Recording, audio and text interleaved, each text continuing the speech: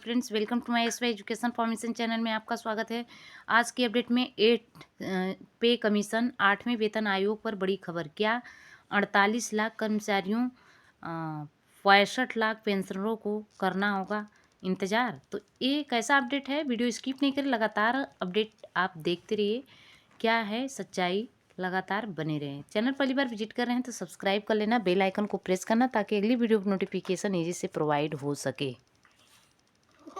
8वें पे कमीशन सांसद सत्र में 8वें वेतन आयोग के गठन को लेकर के राज्यसभा सांसद जावेद अली खान और रामजीलाल सुमन ने सवाल पूछा था। सांसदों ने जानना चाहा कि क्या सरकार 2025 के बजट के दौरान 8वें वेतन आयोग के गठन को लेकर के सक्रिय है। क्या सरकार की वित्तीय स्थिति या कर्मचारियों के वेतनमान में वृद्धि करने की इजाज़त नहीं दे रही है। तो केंद्र सरकार ने अपने 48 लाख कर्मचारियों और लगभग 65 लाख पेंशनरों को तगड़ा झटका दे दिया है। मंगलवार को वित्त राज्य मंत्री पंकज चौधरी ने राज्यसभा में यह बात साफ कर दी है कि 8वें वेतन आयोग के गठन का कोई भी प्रस्ताव सरकार के समकक्ष विचाराधीन नहीं है। मौजूदा समय में डीआर की दर 53% पर पहुंच गई है। नियम है कि डीए के दर 50% के पार होते ही कर्मचारियों के वेतनमान और भत्ते में बदलाव होता है। कर्मचारियों को अब 8वें वेतन आयोग के गठन का इंतजार है। विभिन्न केंद्रीय कर्मचारी संगठन कई बार सरकार से 8वें वेतन आयोग का गठन करने की मांग कर चुके हैं। Confederations of central government employees and workers के महासचिव एसबी यादव ने इस सवाल के प्रारंभ में ही प्रधानमंत्री मोदी को पत्र लिखकर आग्रह किया था कि मौजूदा परिस्थितियों में बिना किसी विलंब के 8वें वेतन आयोग का गठन किया जाए, और इस बात पर सरकार मौन रही। संसद सत्र में 8वें वेतन आयोग के गठन को लेकर के राज्यसभा सांसद जावेद अली खान और रामजीलाल सुमन ने सवाल पूछा था कि सांसदों ने जानना चाहा कि क्या सरकार 2025 के बजट के दौरान 8वें वेतन आयोग के गठन को लेकर के सक्रिय है। क्या सरकार की वित्तीय स्थिति कर्मचारियों के वेतनमान में वृद्धि करने की इजाज़त नहीं दे रही है। वित्त राज्य मंत्री पंकज चौधरी ने उक्त सवाल के जवाब में कहा कि सरकार के समकक्ष ऐसा कोई प्रस्ताव विचाराधीन नहीं है। इससे कि पहले Indian railway technical supervisor association IRTS ने भी केंद्रीय वित्त मंत्री जो है निर्मला सीतारमण से आग्रह किया था कि केंद्र सरकार को बिना किसी देरी के 8वें वेतन आयोग का गठन करना चाहिए। गत वर्ष भी सांसद सत्र के दौरान भी 8वें वेतन आयोग के गठन को लेकर के सवाल पूछे गए थे।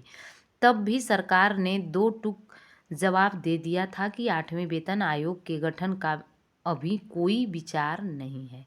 सरकार इस पर विचार नहीं कर रही है। पूर्व के सांसद सत्र में चौधरी ने वेतन आयोग के गठन को लेकर के 5वीं बड़ी अर्थव्यवस्था और 30 वर्ष से महंगाई का सामना यह तर्क भी दिया था कि 7वें वेतन आयोग के आधार पर वेतन और भत्ते में संशोधन को अनुमोदन देते समय केंद्रीय मंत्रिमंडल ने 8वें वेतन आयोग के गठन पर विचार नहीं किया है। भारत पेंशनर समाज BPS ने भी 8वें वेतन आयोग के गठन की मांग उठाई थी। BPS के महासचिव यशी महेश्वरी ने कहा था कि 68वीं AGM के दौरान यह प्रस्ताव पास किया गया है कि अविलंब 8वें वेतन आयोग का गठन किया जाए। तो इसमें आप देख सकते हैं देश में 8वें वेतन आयोग के गठन को लेकर के कर्मियों की तरफ से केंद्र सरकार के पास कई तरह के सुझाव आ चुके हैं।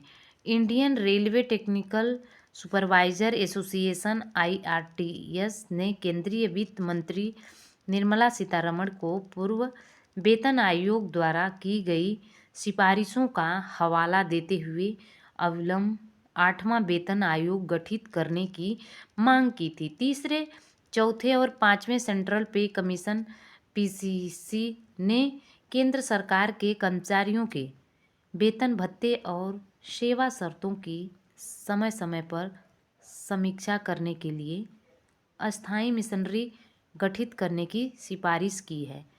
केंद्र सरकार को पीसीसी गठित करने के लिए 10 वर्ष का इंतजार करने की आवश्यकता नहीं है। आईआरटीएस के अनुसार 7वें वेतन आयोग ने कहा कि पीसीसी के गठन के लिए 10 साल की लंबी अवधि की प्रतीक्षा करने की आवश्यकता नहीं है। इस अवधि के पूरा होने से पहले भी वेतन आयोग के गठन पर समीक्षा की जा सकती है। 7वें पीसीसी के सिफारिशों के अनुसार गत वर्ष 10 वर्षों में सरकारी कामकाज, प्रदर्शन और भारतीय अर्थव्यवस्था का आकार, सकल घरेलू उत्पाद की वृद्धि, विभिन्न कर संग्रह की मात्रा, सरकारी विभागों की भूमिका, मुद्रास्फीति पैटर्न, मुद्रास्फीति के कारण वास्तविक वेतन में कमी और सेवा की स्थिति आदि में कई बदलाव हुए हैं। सार्वजनिक उपयोगिताओं में निजी क्षेत्रों की भूमि और उन पर सरकार का विनिमय, प्रत्येक विभाग में कर्मचारियों की संख्या, राष्ट्रीय पेंशन योजना एनपीएस के तहत कवर किए गए कर्मचारियों की संख्या, गरीबी में उल्लेखनीय कमी, कर्मचारियों और आम जनता के उपभोग पैटर्न में बदलाव आदि भी देखे गए हैं। स्टाफ साइट की राष्ट्रीय परिषद जेसीएम के सदस्य और अखिल भारतीय रक्षा कर्मचारी महासंघ एआईडीईएफ के महासचिव श्री शिव कुमार का कहना है कि कर्मचारियों यानी कर्मियों के डीए का आंकड़ा अब 53% हो गया है। अब केंद्र सरकार के समक्ष दमदार तरीके से 8वें वेतन आयोग के गठन का प्रस्ताव रखा जाएगा। अखिल भारतीय राज्य सरकारी कर्मचारी महासंघ के राष्ट्रीय अध्यक्ष सुभाष लंबा के मुताबिक 8वें वेतन आयोग का गठन न होने से देश भर के 2 करोड़ सरकारी कर्मचारियों एवं पेंशनरों में भारी नाराजगी देखी जा रही है। कर्मचारी संगठनों ने केंद्र सरकार द्वारा 8वें वेतन आयोग गठित न करने के फैसले को अत्यंत दुर्भाग्यपूर्ण बताया है। भारत पेंशनर समाज ने भी 8वें वेतन आयोग के गठन की मांग उठाई है। बात और सुभाष लंबा 48 लाख केंद्रीय कर्मचारियों और 65 लाख पेंशन भोगियों के लिए सरकार के एजेंडे में 8वां वेतन आयोग गठित करने की कोई योजना नहीं है। वित्त राज्य मंत्री के इस बयान से केंद्रीय एवं राज्य कर्मियों एवं पेंशनर्स को तगड़ा झटका लगा है। उनमें से आक्रोश व्याप्त है। वेतन आयोग से देश के कर्मचारियों एवं पेंशनरों को उनके वेतन, पेंशन और भत्तों में कुछ बढ़ोतरी होने की उम्मीद बनी रहती है। केंद्रीय कर्मचारियों, सशस्त्र बलों और राज्य सरकार के कर्मियों पर 8वें वेतन आयोग की सिफारिशों को जनवरी 2026 से लागू किए जाना प्रस्तावित है। पिछला वेतन आयोग 2013 में गठित हुआ था, जबकि इसकी सिफारिशें 2016 में लागू हुई थी। तो इस तरह से अपडेट से यदि आप सेटिस्फाइड हैं तो चैनल को सब्सक्राइब कर लेना, बेल आइकन को प्रेस करना। Thanks for watching, God bless you.